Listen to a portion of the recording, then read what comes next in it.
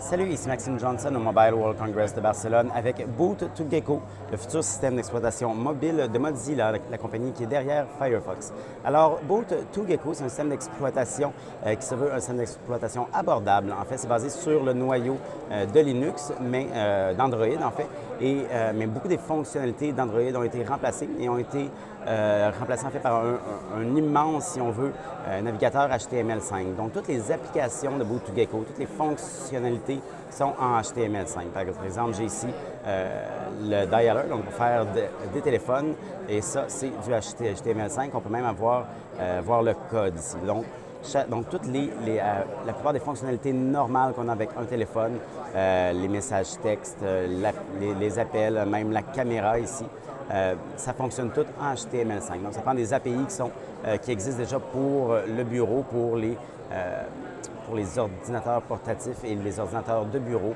J'ai aussi donc le GPS. Donc, on a vraiment toutes ces fonctionnalités-là qui fonctionnent en HTML5. Maintenant, pourquoi est-ce que Mozilla fait ça? Donc, c'est quoi son avantage par rapport aux autres systèmes sur le marché? Parce que, évidemment, comme on s'en doute, c'est pas une évidence vraiment. En fait, ce que Mozilla me dit, c'est qu'il devrait être possible de fabriquer des téléphones vraiment abordables avec Boot2Gecko, avec le système d'exploitation. En fait, peut-être qu'un processeur de 600 MHz et 256 mégaoctets de mémoire vive devrait être en fait suffisant pour faire fonctionner Boot2Gecko. Alors, ce que ça veut dire concrètement, c'est qu'on pourrait avoir donc des téléphones pour, ce qu'on me dit, c'est 100 € et moins sur le marché. Donc, c'est vraiment très rapide.